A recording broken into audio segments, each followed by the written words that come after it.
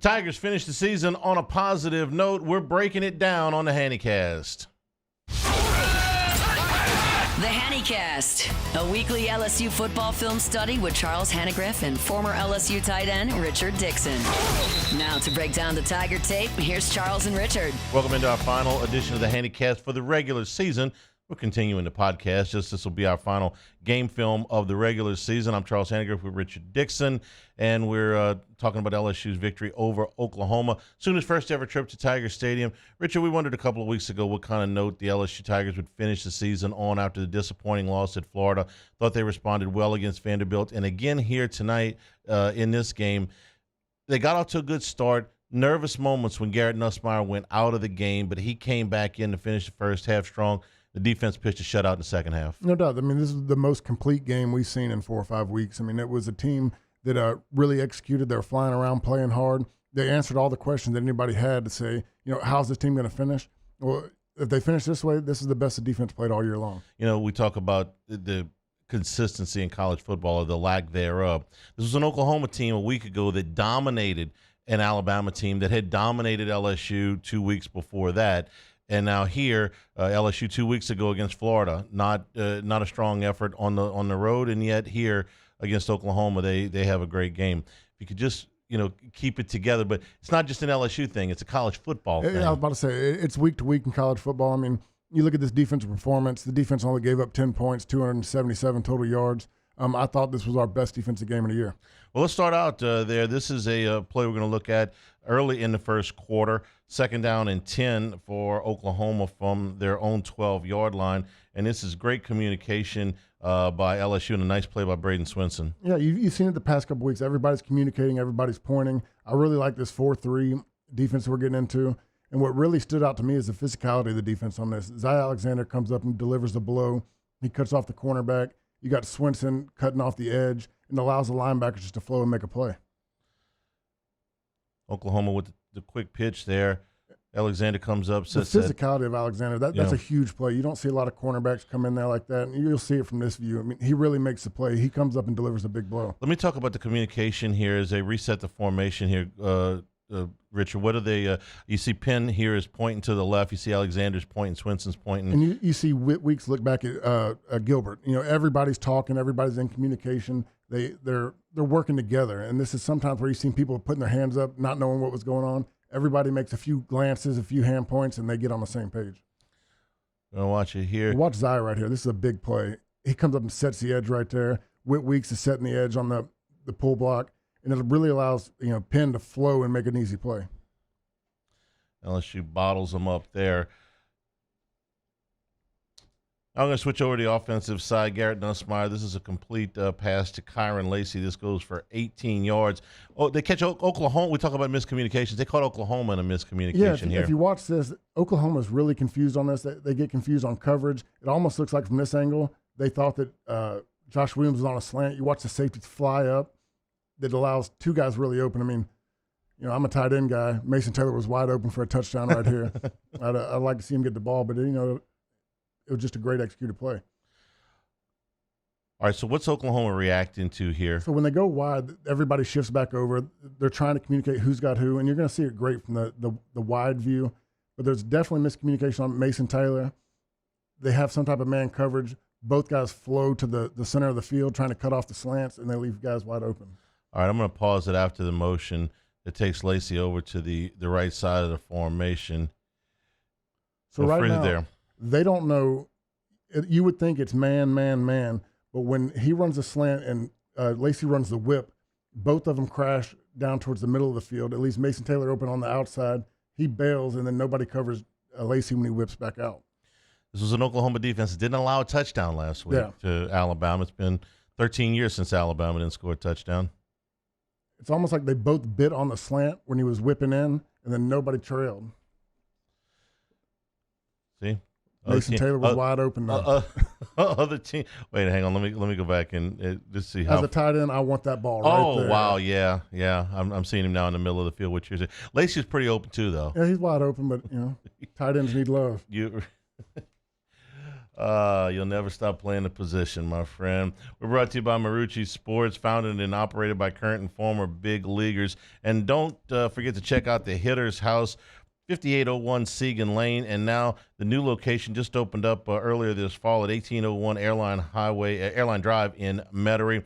Membership to the Hitter's House comes with 24/7 access to the members-only cages, bullpen cage reservation opportunities, rental store discounts at 15%, and all of the Marucci aluminum and composite bats are available there. Plus, the new additions to their retail line, including shoes, are available now. Go to MarucciSports.com for more information. All right, let's move ahead here. This is a play. This is a third down where LSU is back at their own 19-yard line. Nussmeier is sacked on this play, and the fumble is recovered by Mason Thomas, and this is the scoop and score that got Oklahoma even. Yeah, and it's just something that, starting with Alabama, where we've been weak up the middle is between Chester and Mubenga. And a lot of guys are overloading that in pass situations. If you watch this, they're going to slant over. They're going to have three guys rushing that gap, knowing that they can get home right there. And Chester just gets beat right here. Right up the middle, and yep. And he's just that's better ball security. That's something that Nuss has to work on when he's getting pressure to get the second hand on the ball, and just protect it a little bit better in scramble situations. Okay, I'm going to ask when they move over here. Right here. All right. Now whatever they had called before, are they changing blocking scheme here, or is this everybody still got the same guy? Well, you're looking at it right now, and you see Campbell trying to communicate right here. He's looking down. They're going to fan out. Campbell's on the rush in. You're going to have Mubenga on the tackle, and you're going to have Chester sliding over. But what they do is they're going to slide, and they're going to loop the D in. So you're going to have two guys ended up on the I guess the tackle, and then you put one-on-one with Chester. All right, let's watch this. Guy almost jumps off sides there. So he loops. You get two on there, and then Chester just doesn't get that inside hand. Frazier actually picked up the loop. Yeah, everybody else picked it up perfectly. It was well done. It was just that, the technique-wise, he gives up his inside shoulder or outside shoulder. Watch it again from the wide view. But I just thought it was really interesting. I put this play on here because you saw this last week against Vanderbilt. You saw a lot of it against Alabama. This is where they're trying to attack us in the pass rush. Wouldn't you? It worked against Alabama for sure. There's a scoop, and there's a score. I love Anderson laying at least the knockout blow, trying to make him pay for the touchdown at least. Can I tell you, I like him. Oh, he's awesome. I like him. He's had a terrific year. All right, this next play, this is a sack by R. Mason Thomas. And this is something that you may have seen twice in 3 years. Will Campbell just gets beat here. No, he just gets beat, and you're going to really see it from the tight view. This is an unbelievable rush. He gets a great speed rush. The kid's a terrific player. He chops his hands. He gets low. He rips through. I mean, this is picture perfect. This is what you teach in a defensive rush pass clinic.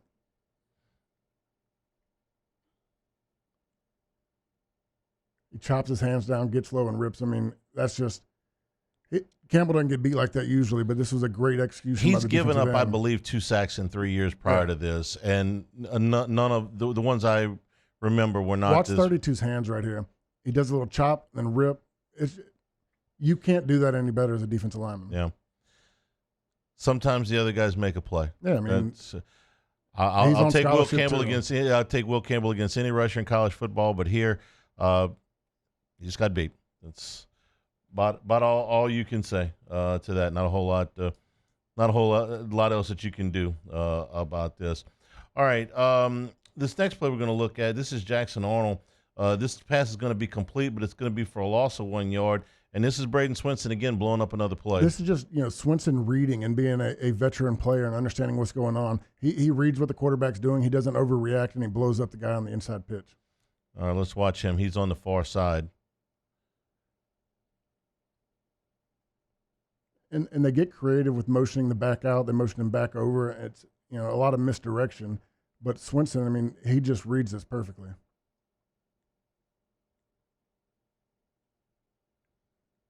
And let me tell you, he lays the wood on this play too. Wow. Arnold never looked like he was any threat to run here. This was called all the way. A pass outside You saw it with Aaron Hernandez when they would look outside the pass and flip it into the tight end. They do it with the running back here, but Swinson just reads it perfectly and delivers a blow. By the way, I don't know if it's official yet, but the football scoop guys have the offensive coordinator at Washington State moving to Oklahoma. Now, as they've been, they fired their offensive coordinator earlier in the year, and now, who is 29 years old, by the way. Yeah, that hurts me because the guy that was the interim was Joe John Finley, a buddy of mine. He played with me in Detroit. He's he's been with A&M, been with Ole Miss. I was glad to see him get the opportunity. All right, let's watch this one more time. Just watch the hit. I mean, Swinson delivers a knockout blow here. He reads it, reacts, and then gets his pad level down. Pow. All right. We're brought to you by Dependable Storage, 8 locations across Louisiana, 1 in Gulfport, Mississippi, the newest facilities in Slidell and Youngsville. They'll match any competitor's pricing, offer convenient online rentals and payments, and offer free use of their moving truck for new rental move-ins. Clean, secure, conveniently located facilities. Check out the website at dependablestorage.com for locations, pricing, and rentals. Like Skip Bertman always said, Dependable Storage wants your stuff. This next play is a play that's run with Garrett Nussmeier out of the game and A.J. Swan in the game, but it still resulted in a big run for Caden Durham. And Mason Taylor makes a particularly nice block on this play. Yeah, he just reads it really well. I get what Emory Jones is doing. They got what we call like a joker block. They're double teaming up. From the look, and you'll see it from the tight view, it looks like Jones really needs to get up on the linebacker, but he slow plays it. The linebacker's on the outside. Mason knocks him over and then gets off to the linebacker and really creates that seam. And it's also great patience by Durham. Durham down inside the 15-yard line. We'll catch the tight view of this and see what you're talking about this. Call it a joker block? Yeah, it was joker when it's into safety. I forget what we called it in the linebacker. But if you hit pause right here, the design is Emory Jones and Mason Taylor blocking the end to the linebacker. They're going, they're doubling from here to here. If he flies first, Jones gets up, he gets on the inside. If he plays outside, then Jones stays here and Taylor gets there. And I get what Jones is doing. The read is he's on the inside. He's thinking that's a block he has to get to. But the way the linebacker plays it, it really ends up swapping that he needs to be on the D end. And Mason Taylor does a great job throwing him over to allowing Jones to get him and seal him off.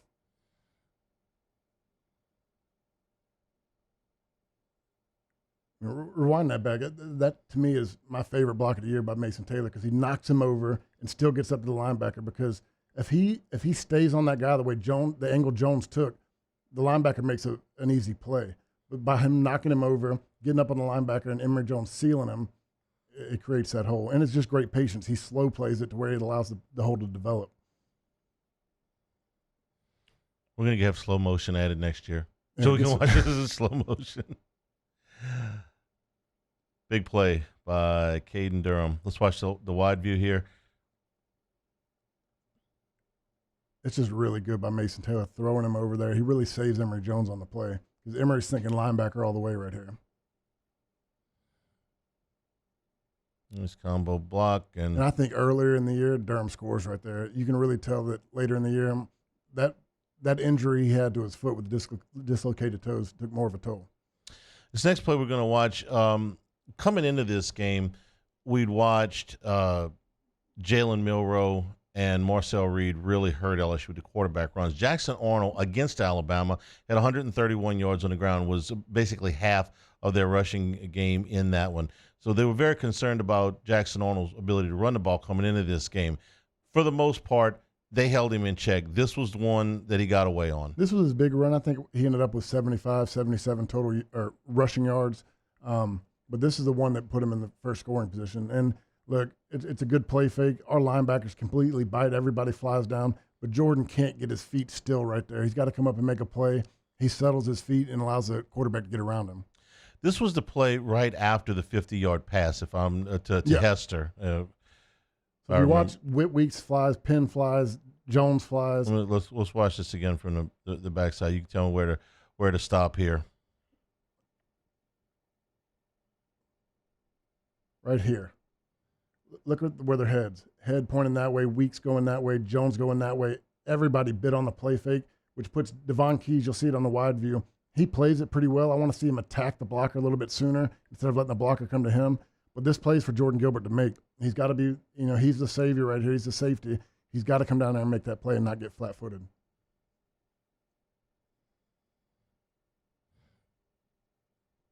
You never like to see, and I'll give him a little bit of credit where he fights back and he almost knocks the ball out and causes a fumble. All right, Keys is 42. So I want to see Keys attack right here. But he's a young guy, he's a freshman. He's still trying to read it out. He waits on it. Which is he worried about contain here? I think he's still trying to decipher the play to understand what's going on. And while he's sitting there, he doesn't attack the blocker. He's got to know that when two guys are pulling, blow it up. You got to blow it up, shorten the edge. But right there, he slow plays it, allows the guy to get to him, creates a bigger hole, which puts Gilbert in a tougher position because there's a wider hole to cover. But right there, I want to see him make a play. He settles his feet, he gets stopped, and then allows the quarterback to outrun him. That carried down inside the LSU 5-yard line. With 25 years of experience, Lake Urgent Care is dedicated to providing quality care close to home, treating minor illnesses and injuries for ages 3 months and up at 17 convenient locations for Lake Urgent Care. Baton Rouge, Hammond, Livingston, and Ascension Parish. Plus, they offer occupational health and weight loss solutions.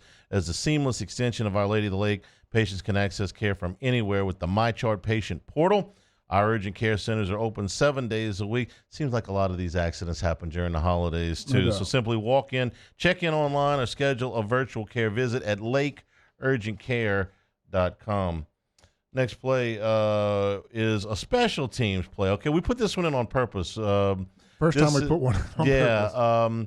This is Aaron Anderson for 100 yards. Yeah, and look, I'm going to wait till it gets to the next view to start commenting on it, but this was a great effort play. You see some freshmen on here.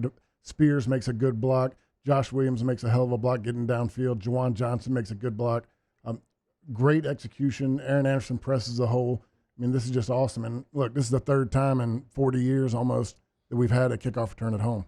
Yeah, the 100-yarders are, I think there's 4 in LSU history. Yeah. All right, look, so you got Green, you got freshmen all over the field here, which is encouraging. Go ahead, let's point them out. Trez Green right there. Green here. I forget who 30 is. You got Spears playing up the front.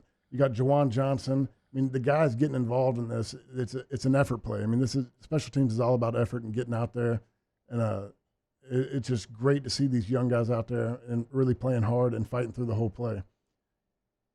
Spears picks up a clean block right there. You got 30 getting a block. You got Juwan Johnson and Josh Williams leading the way through the hole. It's a designed return left, and the way they finish down the field. I mean, it's all effort to go out there and watch 18 and 8. They're not giving up on the play. Josh makes the first block right there.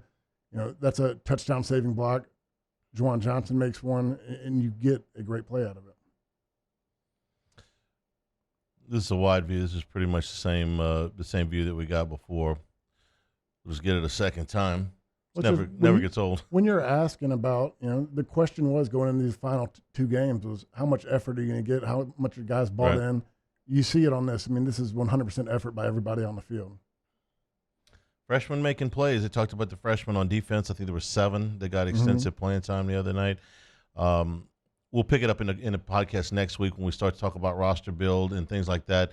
We won't have film next week of a game to review, but we're going to be talking about the season in review and what the roster looks like going forward. That'll be after signing day and also after the opening of the portal. We had a lot of plays in this game, especially where our 2 D tackles were both true freshmen, and Bro and McKinley, and they were out there making plays. Here's another one we've been waiting all year on. This is the long ball to Chris Hilton. 45 seconds ago in the second quarter, and Nussmeier had just come back in the game for this drive. We've been waiting on this, and this was Chris Hilton making the big play. And this just is good for Chris, a guy that's been out so long. This is what he is built for, is the deep ball. They don't give him any help over the top. No one expects us to hit the deep ball. We hadn't been doing it all year long. And when you get to look and you really see it from the wide view, there's no respect for the deep ball here. He doesn't play him over the top. He's playing on the inside of him, and he gives Nussmeier the whole field. Nussmeier throws a great ball. He did jump at the end, but mostly he ran through the route. And the thing is, he really jumps to turn his shoulders. But if you see the way the ball's thrown over here to the outside, he kind of jumps to turn and catch the ball. It's not one of those times where he's jumping to go over somebody. The only reason I mention that is because that was a deal back earlier in the year where Kelly, the thing in Florida where he jumps and it completely, There's bad jumps and there's little jumps. I would put that in the little jump category. Well, it was a big play, and for Nussmeier to come back in the game, for Hilton to I mean, that play right there alone gives you the confidence that Nussmeier can finish the game, because I'm thinking drop down, short passes. You don't want to put stress on it. He comes back and fires 145 yards down the field on his first play back, essentially. I mean, it makes you feel better about how the game's going. I felt better about Hilton, too, after this, because this is a one-on-one matchup, and he's got to come, he's got to make a play on the ball. Yeah. And previously he'd had a problem with the mistimed jumps, or, they just did not have a good play on. Here you do. It's a confidence builder. He does it twice in this game.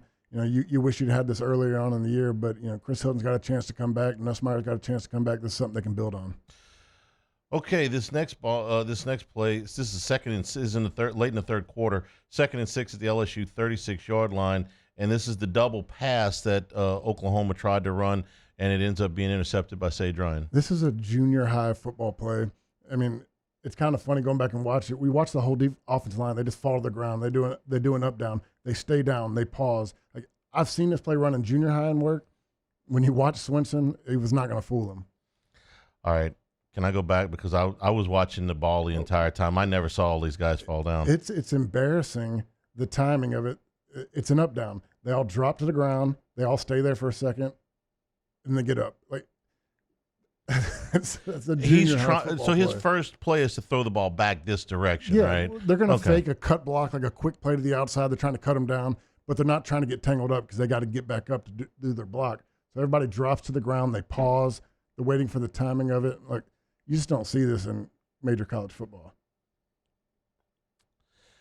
I'm now rewind it real quick. Watch Swinson. He's like, really? He sees them all drop. He just stops. He's like, oh no, that's not going to happen. No. I never saw the line on the TV cut. I never saw the lineman drop to the ground. So we had a play like that when I was in 7th grade. Watch it from the wide angle. He would have been well advised to just eat the football and go down. Yeah, he's trying to throw it out, and he just there's no chance there. Take the sack. Well, you ever have a double pass to you? Because that's a tight end, by the way. Yeah. He was a quarterback at Southeastern. He was, yeah. And he was the leading receiver. You'd got a chance to throw the ball. It's really hard to tell those guys to get to throw one pass a year, maybe one pass in their career.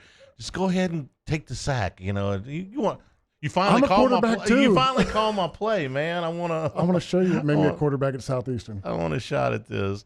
We're brought to you by Bayou Apparel, helping local businesses communicate their message since 2009. As one of only a few local LSU official licensees, Bayou Apparel offers the highest quality products to showcase your brand, whether it's an established one or a new one. Bayou Apparel design experts can help you create eye-catching designs that fit your company's message. They do logos, event T-shirts, and promotional items for your business. Call 225-928-9090 or go to the website at bayouapparel.com. Next play is a pass from Garrett Nussmeier to Aaron Anderson. It sets up the next play that they have after that, and I'll let you kind of take it from here. Yeah, you can kind of let this roll. I just wanted to show it because it sets up the next play we're going to show. This on the same drive. This is a screen pass where you're getting both Pimpton and Taylor looping out to get Anderson on a bubble. It's a play that, Pimpton and Taylor could have blocked better. This could have gone for a bigger play. They got to decipher these blocks right here. Once Pimpton realizes he's beaten, you'll see it better from the other view. He's got to come off on the inside backer, and it probably gets, 10, 12 yards. But this is just where, they're still learning and trying to feel each other out. Mason's going to loop around. Once Pimpton right here, Pimpton's got to understand that's Taylor's guy now. He's got to play off and come back and get one or two, the most dangerous guy. But they both get stuck on him, which allows, it's a 6-yard gain instead of a 10-yard gain. But what it really does is set up, we call a play 2 plays later out of a different formation. Same thing, a bubble screen to Anderson, but it's faked. And you see the linebackers flow, everybody comes down, and we make a big play. That's what we're looking at here. You go from a bunch to a wide view, and we're going to run essentially the same play. You got 2 outside blockers. C.J. Daniels going to run off the corner. Pimpton's going to come around, loop around like he's blocking the linebacker, trying to get Aaron Anderson the ball. But both the linebacker and the safety flow down. I just thought I wanted to put those 2 plays back to back because, that's good play calling. That's sequencing, understanding what's going on, saw what worked 2 plays before, and run it out of different formation. And that's one of those guys that made the tackle on the previous play that's trailing the receiver here. I mean, every look that they had seen, that you're fresh on your mind 2 plays ago, it's a very similar bubble screen, and you get the float from the defense. Nice sequencing. It was good play calling on Joe Sloan. And you'll see it from this view. Watch how bad they bite on it. They saw this play 2 plays previous. It's a nice throw by Nussmeier, too. Yeah, and look, Pimpton's a big target. He really kind of took over. Had a couple of catches in this game, yeah. You see him in this game playing all the plays that Tre'Davious Green initially was involved in. All right, that last setup. And we'll also tell you that we're brought to you by the law offices of O.C. Brown and our friend Dana Brown, law firm for a lifetime. They've carried on O.C. Brown's legacy for the last 30 years. If you've been in a car accident or you have other legal needs, the first consultation is always free. The law offices of O.C. Brown should be your first and only call.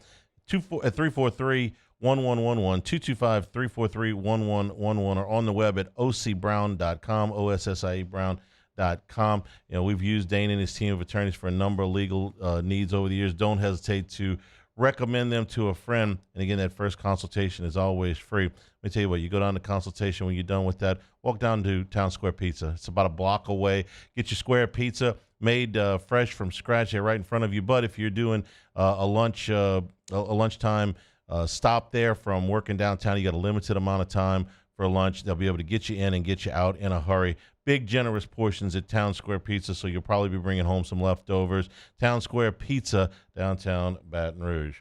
All right, this is the final play we're going to look at here. Jackson Arnold sacked back to the Oklahoma 28-yard line.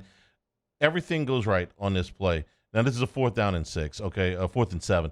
But Swinson gets pressure. They've got great coverage. Weeks is closing in on him. This is kind of the finishing touch to the game. This here. just really sums up the defense, the way they played this whole game, and everybody executed very well. Braden Swinson's made himself so much money this year. He's an elite pass rusher. He gets the pressure right here, forces him out the pocket, and just the closing speed by Weeks. He has a motor that is very similar to what we saw from Harold Perkins his freshman year. He just has that closing speed where he gets in on them. And, you know, this is a 4th down and 7, so Arnold wants to throw it up. I mean, what's the worst thing that can happen here? And he can't even get the ball off. He's trying to get rid of it. He gets the pressure and just the closing speed by Weeks. Jackson Arnold's a fast guy. He's a guy that can run. 131 yards against Alabama. Yeah. And from the wide view, you'll just see that without the rush, without the closing, there's nowhere to go with the ball. Everybody handles their job. Everything's executed well. He's got nowhere to go. That closes it out. LSU would get another field goal in this game and finish it out and beat Oklahoma to finish the season at 8-4. Richard, 8-4. Kelly said it after the game perfectly. You know, said, "Hey, look, this is not what we wanted, but there's a lot of stuff to build on. There's a lot of young players that got in this year. The next couple of weeks, really, we're taping this as the Monday night before signing date, so Wednesday's a huge day."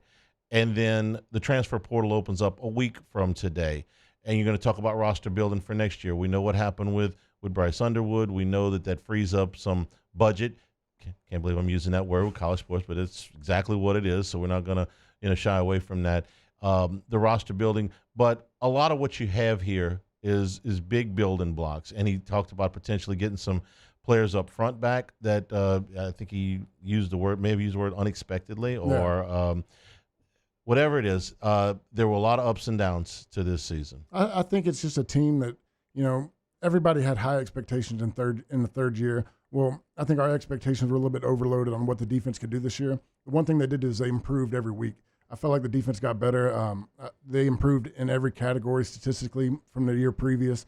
You know, he mentioned they had 21 true freshmen that traveled for this game. You know, I don't know what the numbers are. When I played, it was 65 that went to the hotel. But 21, a third of your roster is true freshmen that travel for this game. You had 7 freshmen playing on that defense.